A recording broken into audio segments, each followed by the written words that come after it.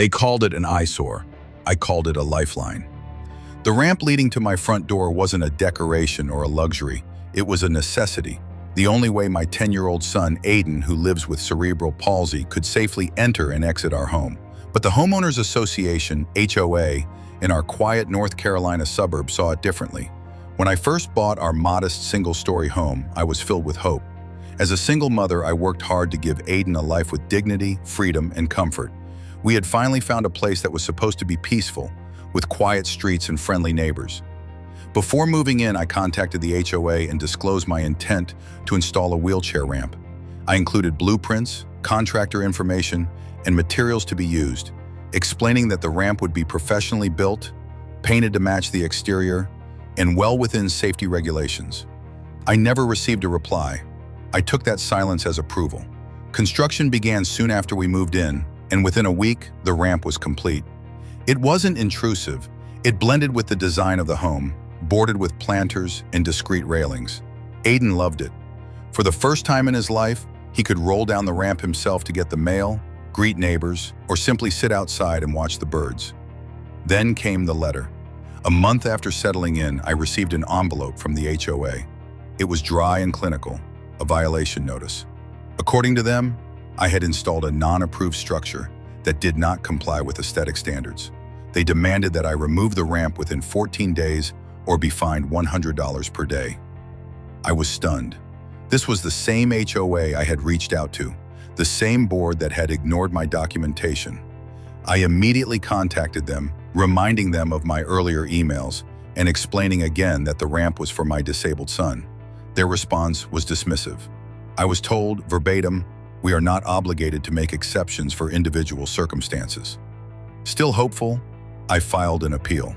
I included letters from Aiden's doctor detailing his condition and medical necessity for the ramp. I even offered to add more landscaping or repaint it to better match the neighborhood aesthetic. Their reply? A curt 2-line letter. Ramp remains in violation. Request denied. Heartbroken and furious, I turned to our local Facebook community group and shared our story. The reaction was overwhelming. People were outraged. Neighbors I hadn't even met came forward with stories of their own. A woman fined for planting tulips, another forced to remove solar panels. But nothing compared to the cruelty of asking a disabled child to crawl upstairs because his ramp didn't look good enough. It was clear I wasn't alone. One neighbor referred me to a civil rights attorney named Michael Torres, who specialized in housing discrimination cases. He reviewed the documentation and confirmed what I had begun to suspect. The HOA was in violation of federal law. Under the Fair Housing Act and the Americans with Disabilities Act, individuals with disabilities are entitled to reasonable modifications, and HOAs are required to accommodate those needs. With his help, we filed a lawsuit against the HOA. It wasn't an easy decision. I was scared. What if we lost? What if they retaliated further? But then I looked at Aiden, struggling to understand why people wanted to take away the one thing that gave him independence, and I knew I had to fight.